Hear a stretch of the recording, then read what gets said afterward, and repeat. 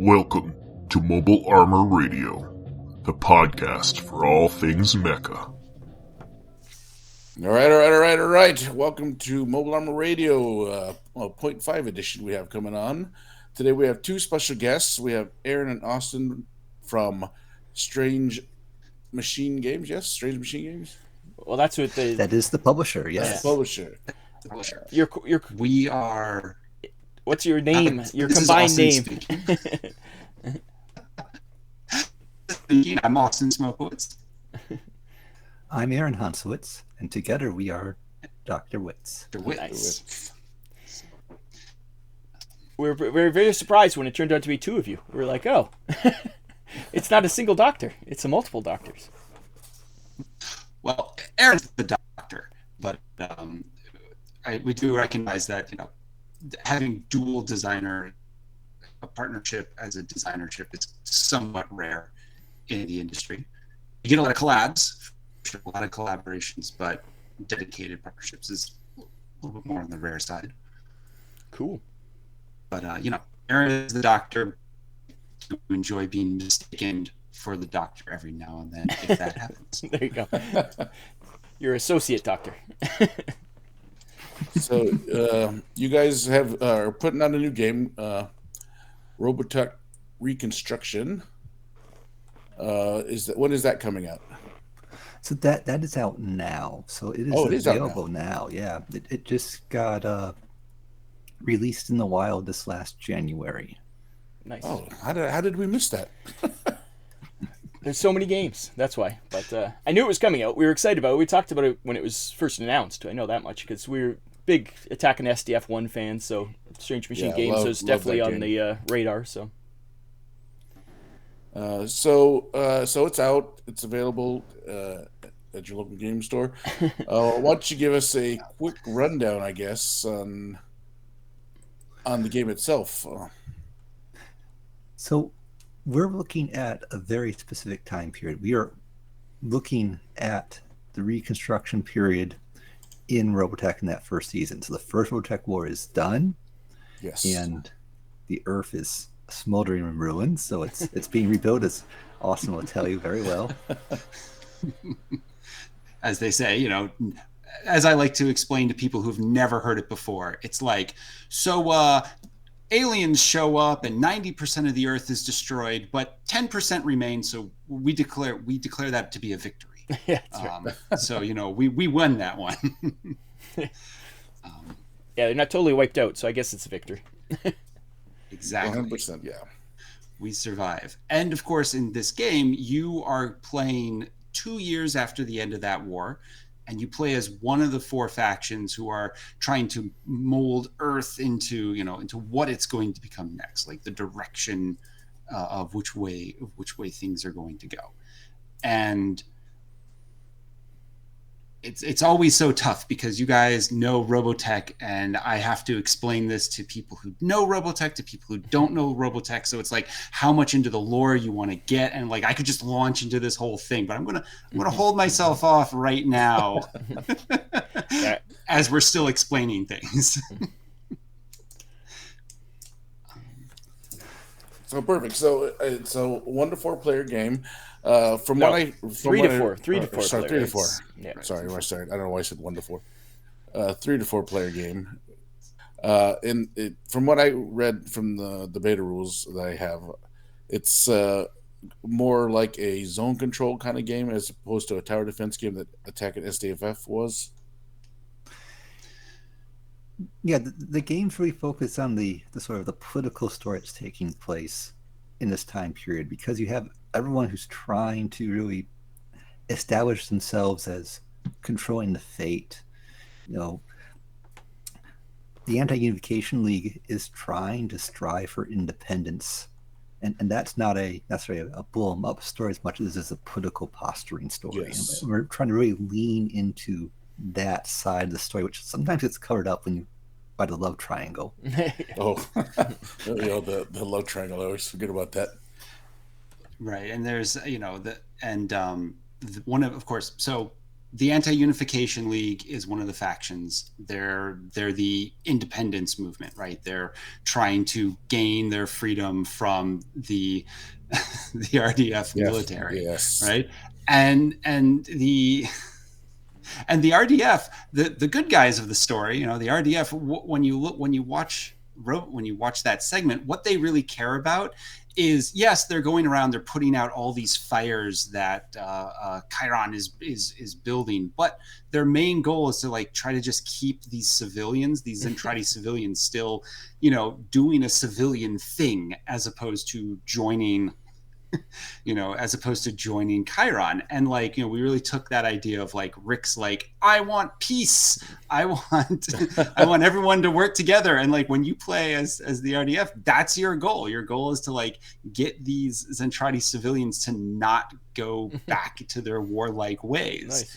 Nice. And it's not easy though. No, from what I can tell, it looks pretty rough for Rick. And then you got the REF. What is their end game? So what we were looking at with the REF is that, okay, so you have the RDF on the ground, you have Rick and you have Commander Global, and they're doing their thing.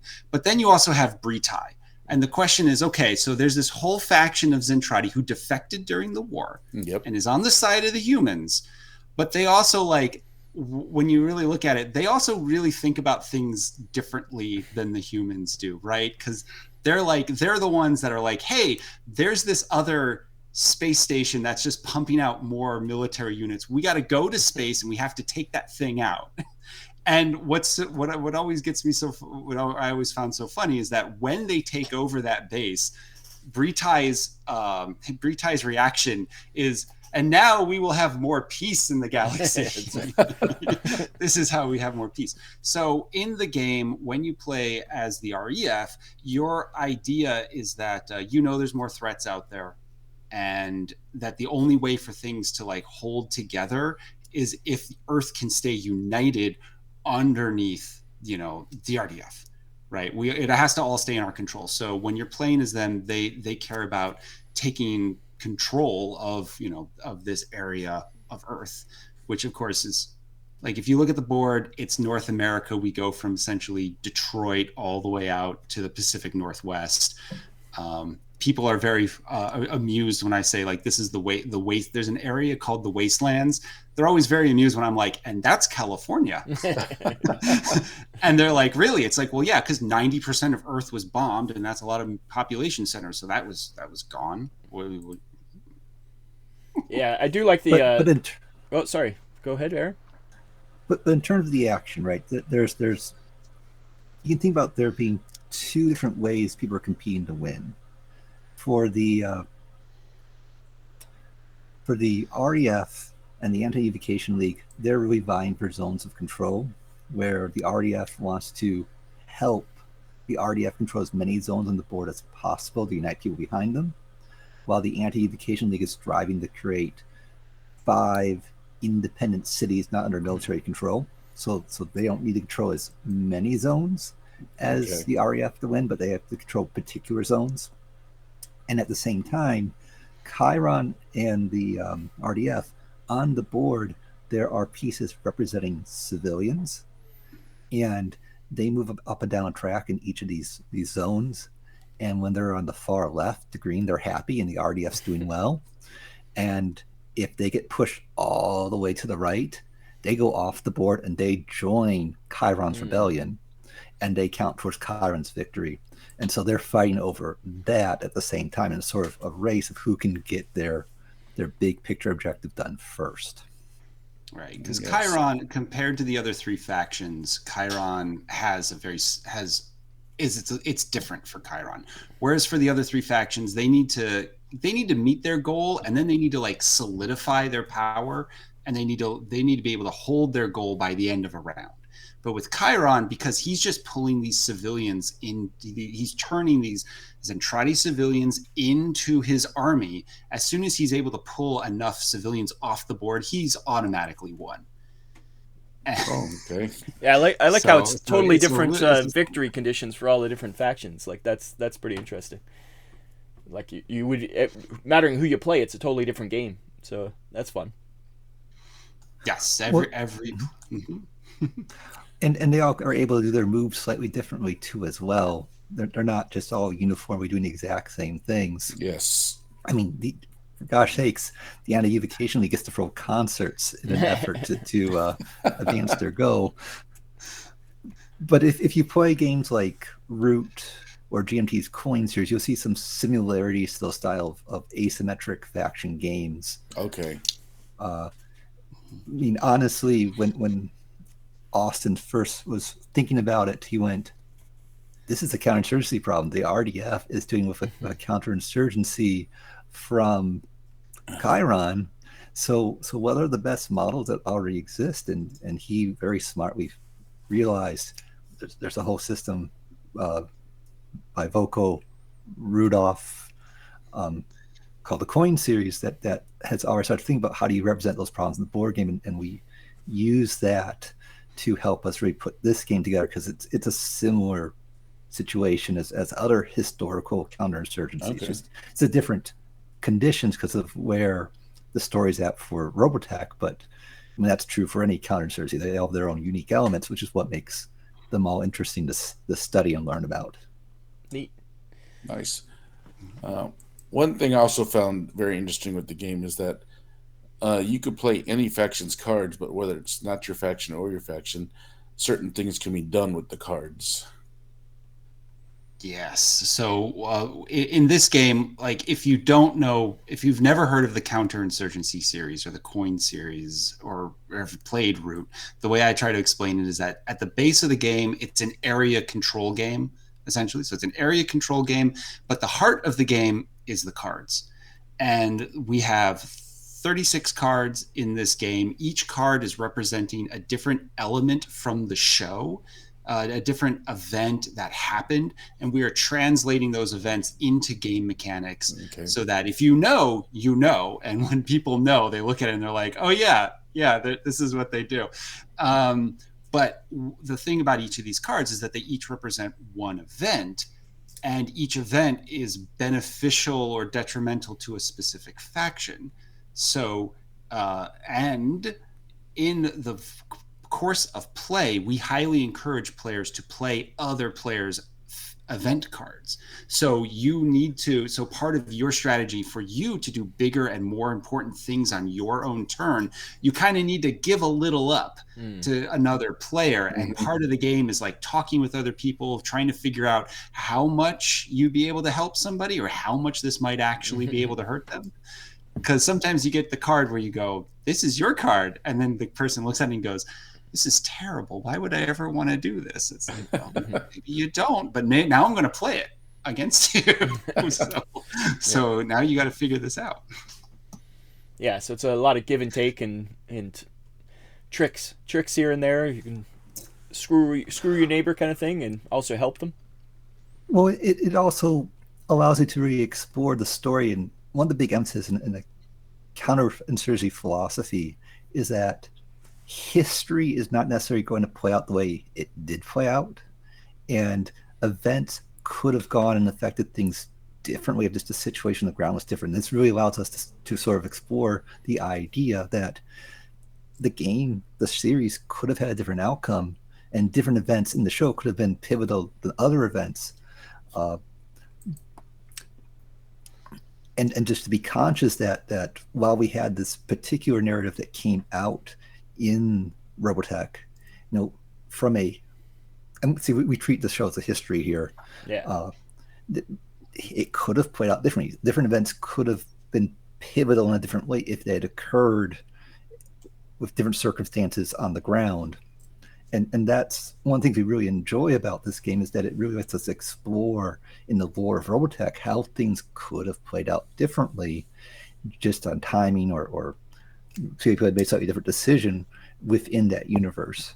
And that's what I said, where the event cards shine in one way is if you're really familiar with the show, you're going to recognize the pictures in the cards. Nice. We've made sure to include quotes both for the fans of Robotech, but also if you're playing with someone who's not familiar with Robotech, also that provides a little context of what's taking place. Nice. Yeah. And because these cards are important, they serve as, in some ways, a coordination device, because there will be a situation where we both look at Chiron, we both say, Chiron's a problem for both of us. It's your turn. We got to stop him. We got to stop him. I have a card that can help us stop him. We should trade. So it's not just a sort of stab yourself some in the back thing. It's also really a way for us to work together when it's in our interest to work with each other. And the game is not a game where you can just go on your own. Yeah, it really emphasizes the idea that if you just focus on yourself when you play this game, someone else is just going to run out ahead because no one's balancing them. Mm-hmm. Yes. So balancing is really important, because a lot of what this situation is everyone's really on the edge where they could pull off what they want to do. And if we just ignore someone and not pay attention to them, they will do it. Yeah. Right. The game is designed in such a way, like the game can go up to 4 rounds. The game can end at the end of round 2, 3, or 4. So every faction, some factions can win quicker. Some factions take a little bit longer to win. Like Chiron, he needs to get a lot of civilians off. He's a little slower to get there. But the way the game is designed is that it's possible for any faction to win on at the end of round 3. So when players know what they're doing, it becomes really tight really quickly, and players are always trying to just find that little edge amongst the others, and also making sure that somebody else doesn't get ahead. And because of the interactive nature that we've created, it allows for all of that to play out at the table. Nice. How long's each round take to play usually? So we've been able to get through games. We've been able to go to conventions. We've been able to teach and play a game to a group of new people in about 2 hours. Yeah. And part of the goal with this is that once you know what you're doing, you can get a game in 90 minutes. Yeah. Right. It is meant to be. Yeah, fast. It's perfect. Yep. That's a sweet spot for the time for sure. And yeah, it's looking good. I'm looking through the website, so it has all the pictures of all the cards, and especially the board. Yeah, artwork's phenomenal on the game. So the colors yeah, it looks great. Looks like it's taken right from the show, but obviously it's neat angles, and it's really, really neat. So, I mean, our publisher over at Strange Machine Games, they are so happy with the artists that they have doing for the Robotech stuff. In fact, he's a little jealous because that artist is getting booked up by bigger companies taking it away from him. And it's harder and harder to get him to come back. Yeah, that's always the issue with being successful. That's right. So I just want to touch next then on, I guess, on all the Robotech lore. Sorry. Why did you choose to pick the Reconstruction part of the first series?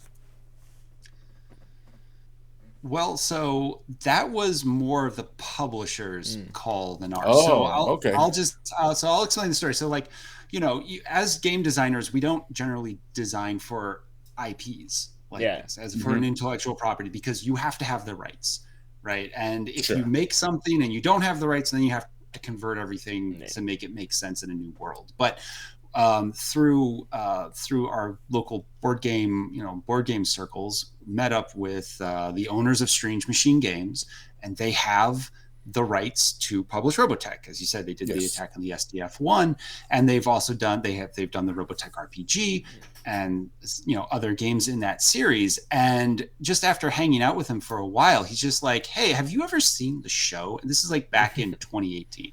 He's like, "Have you ever seen the show?" And I'm like, "No, I haven't seen the show."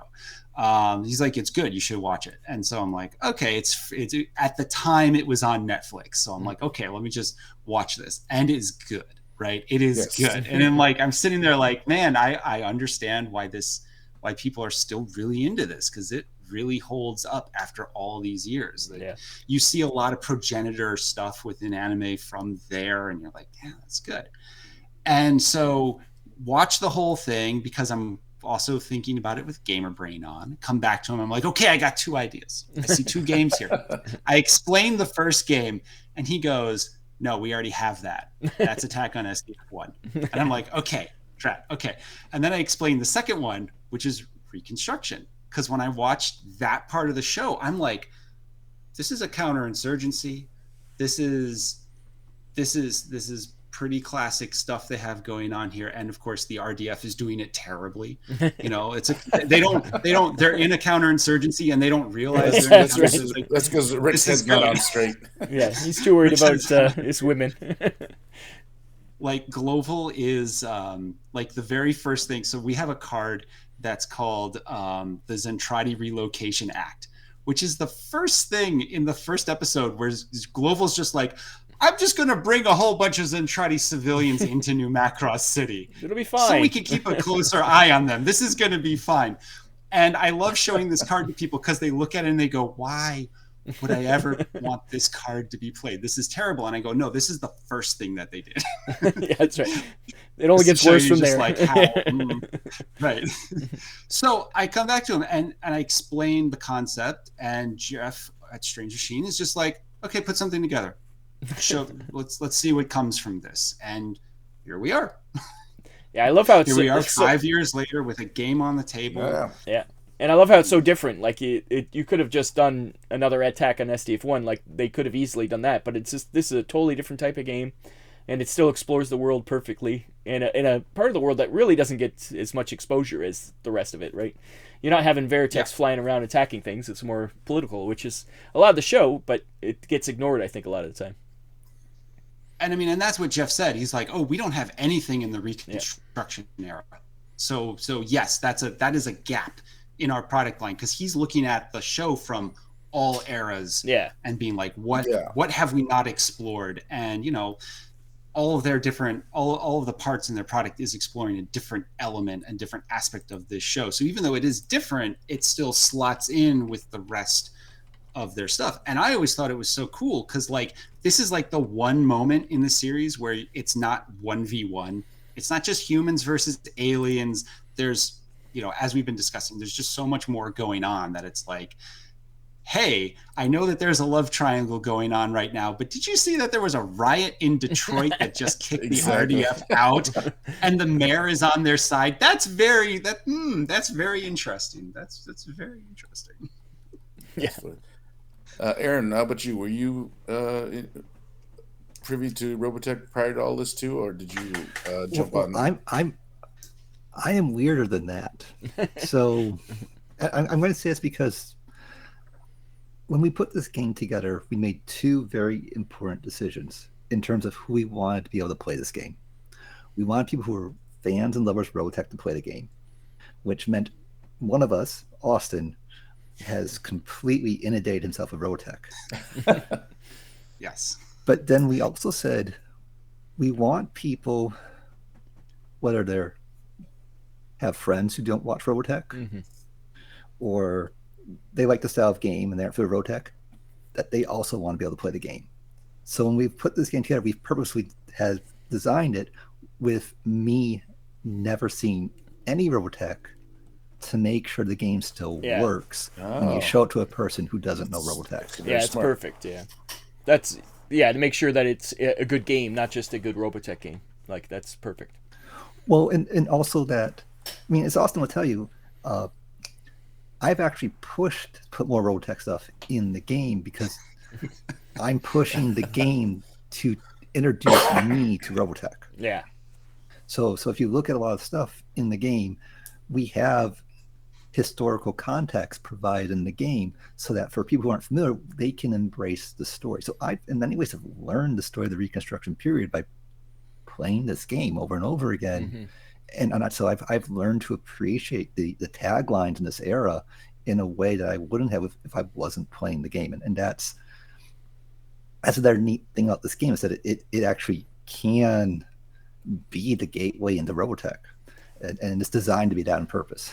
Yeah, just like historical games, you play the game and all of a sudden you're interested in the history. It works the same, this fake history. It works the exact same way where this is a very interesting world and I want to get into it. And it's neat that you can do that through a game. And it's very few medium can do that, I think, and that games are immerse you so much into it. I think that really it works. And I think it really helps that, like, I've always said that one of the really nice things about Robotech is that for such a long running series, there hasn't been like a whole bunch of retcons. There hasn't been a whole bunch of, like, the people who are in this fandom, they treat it seriously. They treat it like history. And so I'm like, Yes. you know, we can, you know, for especially when you're doing a game like this, that really helps. That really helps create a consistent world with, you know, the characters still doing exactly what you expect them to do, and keeping it all, you know, believable and grounded for both people who know the story and people who are just new to it. That it's not just, oh, it's just completely random anime, whatever. It's like, no, look, there's people and there's places and they care about things, and like it's all, it's, you know, it's there. Yeah, Robotech fans are very true. And like we like things like Transformers. That is such a mess with the history and there's so many different timelines. Like you'd have to choose a specific one, so it's much easier when you have one timeline to worry about. You don't have to worry about. Although the Robotech comics did introduce a second timeline, so they're starting multiverse. It's the new hotness. So. And I mean, I know that I was a little like the idea of like, so, you know, got the books, started reading through the books, and it's like, oh wait, we actually can't use the books in the game. So it's like, okay. I don't think a lot of the books are just covering each episode of the show, though, right? Too. Yeah, so it's right. And little additions probably, but yeah. It's fun, but it's like, oh, you know, I got some stuff from the book. It's like, oh, we can't use it. It's like specific things. Okay. Yeah, specific things. They only have the license to the actual TV show, eh?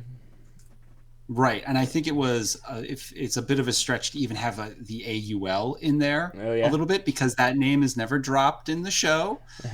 The AUL is never there, and we can, you know, even, and like, you know, the REF, the Robotech Expeditionary Force, that's what they become, even though that's not what they're called at the time. But like, we needed to call them something, and you can't have Zentradi and Zentradi. No. That's just or RDF and RDF too. Like they're just the space RDF kind of. Right. Yeah. It works out. So anything in the future then for more Robotech from you guys then? That you could think of, maybe? Just you have a good relationship with Strange Machine, obviously, so.